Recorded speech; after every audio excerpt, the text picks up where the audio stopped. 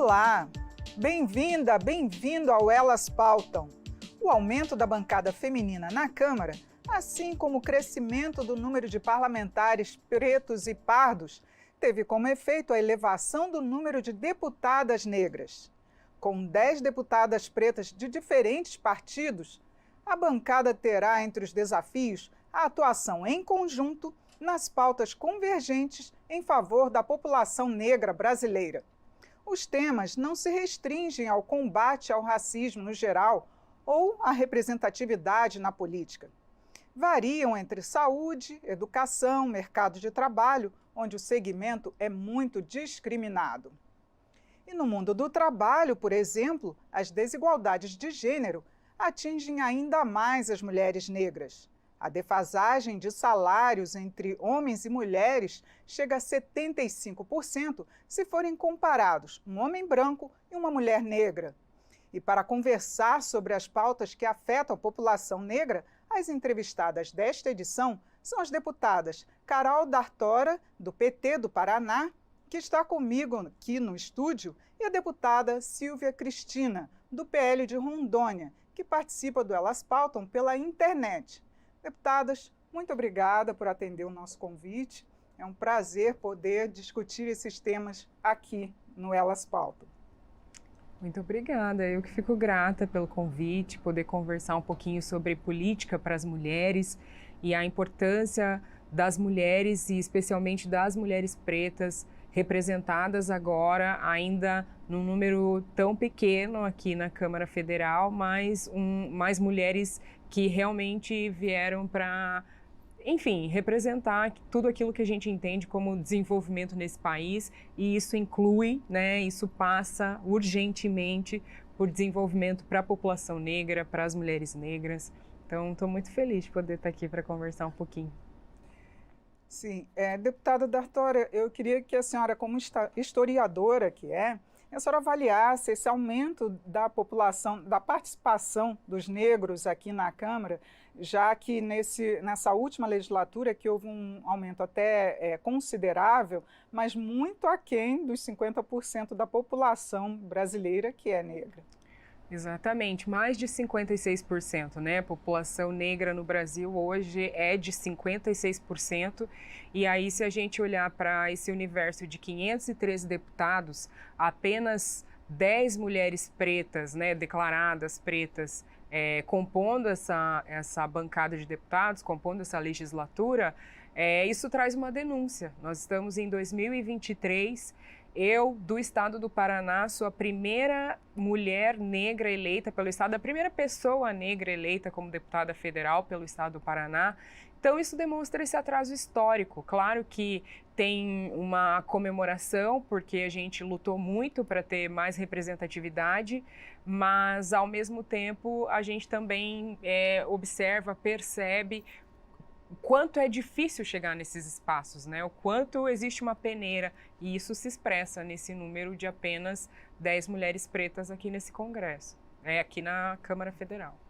Bom, deputada Silvia Cristina, queria que a senhora avaliasse esse aumento da bancada feminina da Câmara, principalmente com o número de deputadas negras, a senhora que já está no segundo mandato.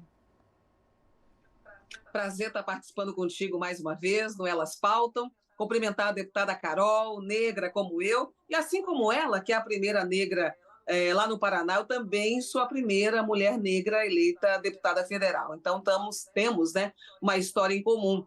Aumentou, a gente fica feliz com isso, mas aumentou de maneira singela, né? Nós somos em maioria. Então essa representatividade ela tem que ser ainda maior, até porque nós só vamos ser ouvidas de maneira a equalizar muitos problemas que nós temos rotineiros sociais só com uma representatividade maior, né? Então tem que ter mais pessoas intercedendo na Câmara, e nós estamos aqui para isso, sem dúvida. Deputada Carol, lembrando que o racismo estrutural só agora tem sido falado, denunciado. Que políticas públicas a Câmara, o Congresso precisa ainda aplicar para realmente combater esse racismo estrutural? Bom, primeiro é o desafio de escuta com a população negra, com o movimento negro, e com as pessoas que têm pautado a luta antirracista no Brasil, para entender quais são as soluções e alternativas que a gente precisa para vencer esse racismo estrutural que faz o desenho da organização da nossa sociedade. Então, se a gente olhar para essa sociedade, para as camadas sociais, fica muito nítido aonde estão as pessoas brancas, aonde estão os homens brancos e aonde está a população negra, aonde estão as mulheres negras. As mulheres negras, a gente sabe que ainda na base da pirâmide social, os mais baixos salários, a condição de informalidade, a miséria, a pobreza, a fome. Porque se a gente olhar, por exemplo, problemas que a gente ainda enfrenta e isso também traz essa denúncia do quanto o nosso país precisa se desenvolver. Porque a maior parte das pessoas que morreram na pandemia, na crise sanitária da Covid, foram pessoas negras por estarem em territórios, nas cidades, em espaços urbanos, sem a infraestrutura da administração pública ali, sem a presença do poder público, ou seja, sem a presença do poder público como atendimento à saúde, como infraestrutura básica, saúde pública. Então, sem que o racismo se resolva, sem que essa sociedade se coloque efetivamente para olhar e resolver os problemas do racismo estrutural e o parlamento legislar nesse sentido, então projetos de lei que olhem a questão da reparação, seja para qual área for, e hoje a gente, por exemplo, tem feito os debates econômicos de uma forma mais intensa, né? A gente está debatendo reforma tributária, a gente está, enfim, é o debate que está na mídia hoje. Acho que a gente tem o dever e o papel de entender que esse desafio é incluir essa população economicamente. É que no orçamento e os investimentos e a prioridade dos investimentos desse país vão para sanar esse problema que conforma, como falei, toda a sociedade, que é o racismo estrutural. Então, esse é o desafio do parlamento, legislar para a reparação e equidade da sociedade brasileira, e isso é olhar para a questão de raça, isso é olhar para o racismo estrutural. Deputada Silvia, a senhora, como falou aqui a deputada Carol, nessas políticas de reparação, a senhora acredita que esse Congresso que foi eleito com uma maioria maioria não, mas com mais mulheres negras, tem condições de aprovar políticas públicas mais voltadas realmente para a população negra? Eu acredito que sim, né? Nós estamos aí realmente para fazer de que sejam garantidos esses direitos, mas enfrentamos também alguns problemas, né? A questão das cotas. Muitos que não são negros acham que não deveria acontecer porque está dando vantagem, não é nada disso, é para equiparar, né? É para, pelo menos, equalizar e fazer um pouco mais de justiça à nossa população, porque eu sei das dificuldades que eu passei, então é algo que nós temos que realmente melhorar, e melhorar garantindo realmente esses direitos, porque aí sim, né, até nas universidades, que elas são públicas, na maioria das vezes, muitas dessas vagas, elas não acontecem para a população negra. Então, nós temos que, na verdade, trabalhar também culturalmente e, mais do que isso, ter a oportunidade de exigir os direitos, porque se não for dessa maneira, eu não tenho dúvida que essa reparação estrutural ela vai continuar ainda capengando, né? Nós estamos há muitos séculos lutando, os nossos antepassados, enfim, para que todos sejam respeitados em igualdade, como irmandade. Só falam irmãos dentro em templos religiosos, né? Mas fora deles, infelizmente, a nossa realidade é nua e crua. O número de mulheres negras que estão na Câmara, eu não tenho dúvida de que essa força vai ser ainda maior e de uma população representativa bem aguerrida, a qual nós fazemos parte, sem dúvida. Deputada Carol, agora eu gostaria de falar sobre a questão do trabalho. Que políticas públicas ainda podem ser feitas para que haja uma inclusão maior da mulher negra no mercado de trabalho, embora agora tenham sido apresentados mais projetos para exigir essa equiparação salarial? Isso já vem desde a CLT, mais de 80 anos, a gente tem aí essa exigência que não era cumprida. O que o Congresso pode fazer para que realmente seja cumprida essa equiparação? A gente tem inúmeras medidas, né, que têm que ser feitas nesse campo para que essa reparação aconteça. Se a gente olhar, por exemplo, para o fato de que a maior parte das empregadas domésticas são mulheres negras, né, o trabalho do asseio, e claro, isso também muito ligado a um passado escravista que a gente tem. Então, a gente vai perceber isso. E a gente viu todo o debate que aconteceu na sociedade quando veio a lei para reconhecer as trabalhadoras domésticas como trabalhadoras e que deveriam ter seus direitos garantidos em CLT. Foi todo um debate que aconteceu na sociedade, porque alguns setores da sociedade não estavam preparados para entender trabalho doméstico como trabalho, né? E isso é uma questão de gênero e uma questão de raça muito nítida, né? Trabalho doméstico é trabalho. Mas e hoje as empregadas domésticas têm o direito de ter a sua carteira assinada. Mas quantas mulheres negras efetivamente que estão em trabalho doméstico, prestando um trabalho doméstico, estão nessa condição de ter um trabalho formal reconhecido e estão com a sua carteira assinada efetivamente? Muito poucas.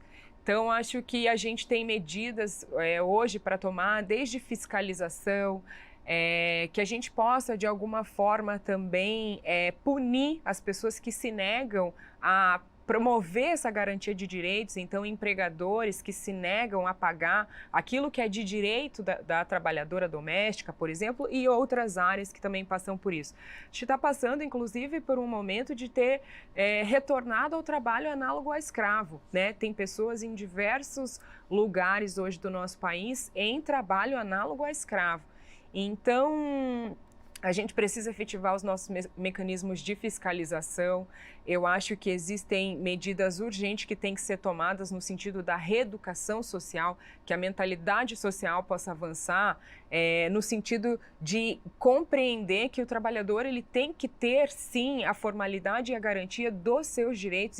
Isso é inclusive, inclusão econômica, né? Como a gente vai incluir a população negra, as mulheres negras, economicamente, sem que essas pessoas tenham, pelo menos, um salário digno. Então, tem várias políticas que já aconteceram, né? Acho que, por exemplo, o Bolsa Família, a inclusão econômica que o Bolsa Família promove, e a gente agora teve o relançamento do Bolsa Família com R$ 150 por criança.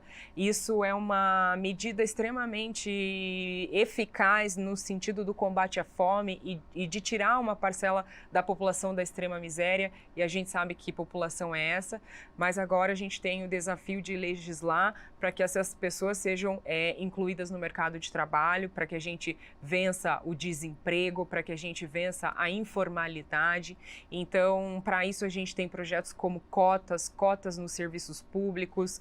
A gente está discutindo também, inclusive, cotas nas diretorias de grandes empresas. A gente viu o presidente Lula também incluir cotas nos cargos em comissão, isso é algo também muito importante, e são esses avanços que a gente deve continuar promovendo.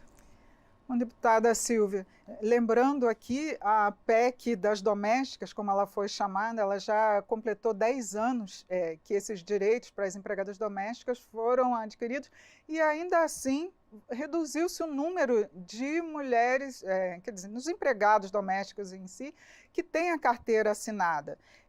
Que outras medidas precisam ser feitas para garantir que esses direitos que já foram aprovados aqui há tantos anos sejam mantidos e sejam fiscalizados? Nós temos sido aguerrida com relação a essa fiscalização, porque entendemos que nós negros, que na maioria das vezes somos vistos só como trabalhadores domésticos, pelo menos o que foi garantido por lei, né, que por sinal foi uma briga dentro do Congresso, mas é claro que nós devemos aí continuar essa fiscalização. Eu penso que agora, inclusive, até projetos que se ventilam sair do próprio Executivo, como da nossa própria casa, para equiparar salários de acordo com as profissões, né? Independente dessa questão de gênero ou cor, que é o que a gente mais debate, a questão do preconceito, a discriminação racial, é uma coisa que já deveria ter sido banida.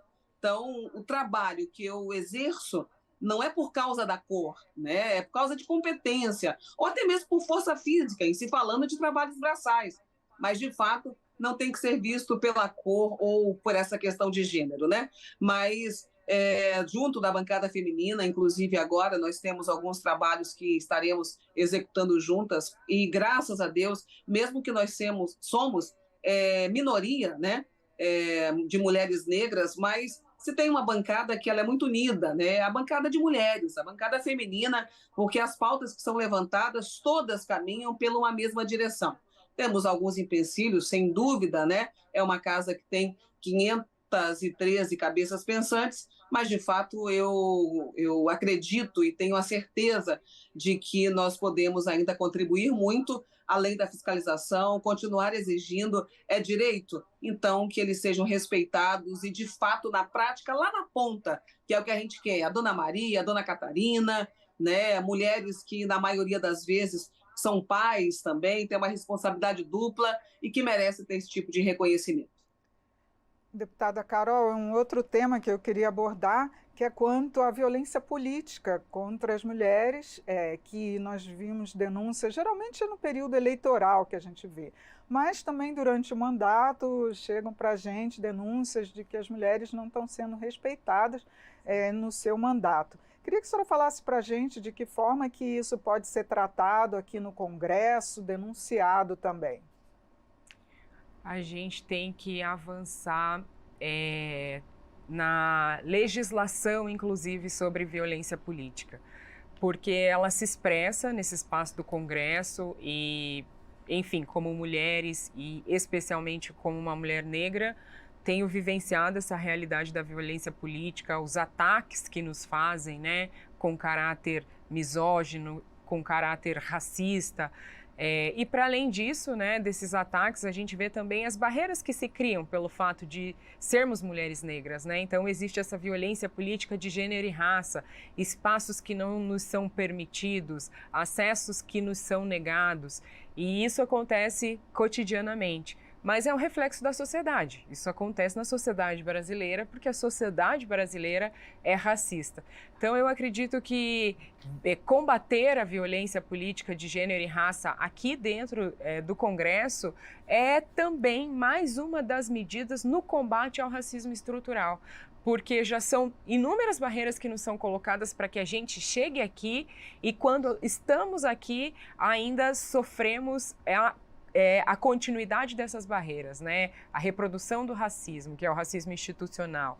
Recentemente, uma colega deputada estadual de Araraquara fez uma postagem nas redes dela falando do racismo cotidiano que ela sofre desde o momento que ela chega na Assembleia Legislativa lá de São Paulo. De as pessoas não a reconhecerem como uma deputada, porque ainda não somos vistas como autoridade, porque ainda somos subrepresentadas em espaços de liderança. Então, do momento que ela chega na portaria da Assembleia, as pessoas não a compreendem, não a leem como uma deputada. E aí, espaços negados, e ela relatando que nunca pode esquecer o seu broche de deputada, porque senão tem que enfrentar isso que é racismo, né? Porque a gente percebe que muitas pessoas brancas, homens brancos, basta estar num terno que transita por onde quer. Então, isso fala dessa sociedade. E ela trouxe esse relato nas redes sociais dela e eu me identifiquei, né? E algumas pessoas disseram, nossa, mas isso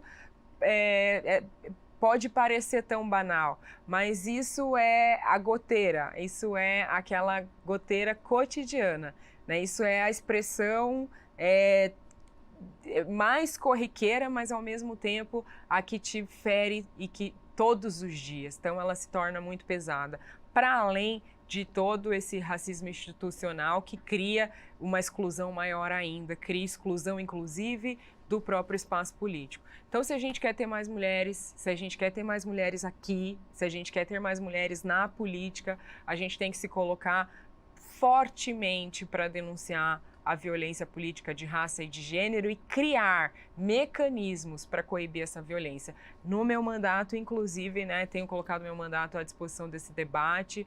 A gente está criando um GT junto com o Ministério dos Direitos Humanos e com o Ministério da Igualdade para justamente pensar como refinar o combate a essa violência política de gênero e raça.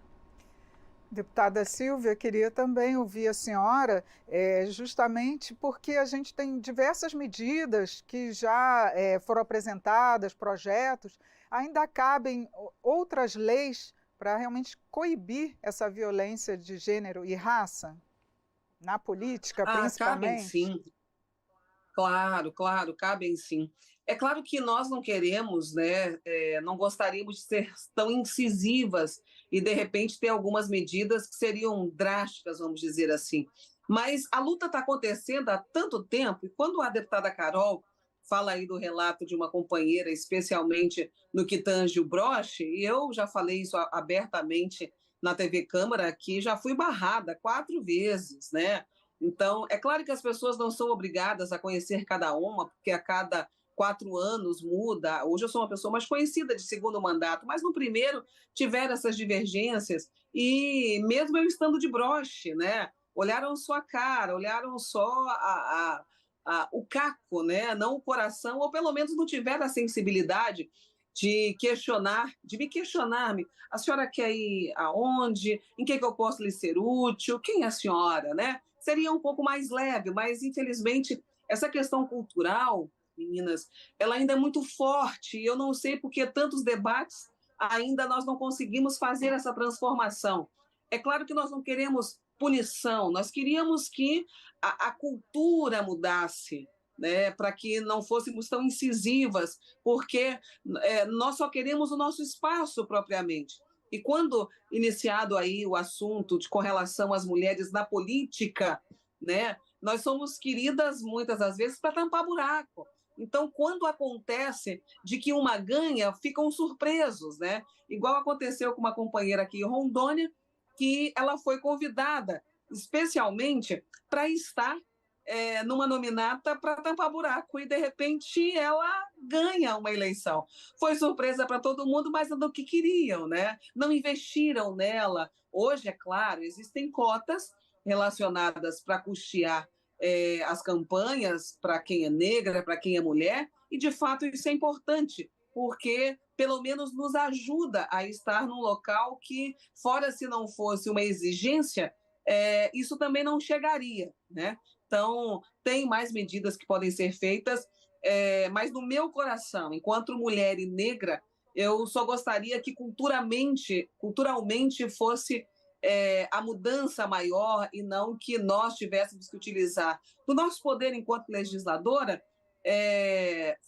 determinar, fazer algumas medidas que poderiam ser mais dramáticas daquilo que nós temos no nosso cotidiano. Mas, na maioria das vezes, há essa necessidade, infelizmente. Deputadas, muito obrigada por atender o nosso convite. Infelizmente, nosso tempo já se encerrou.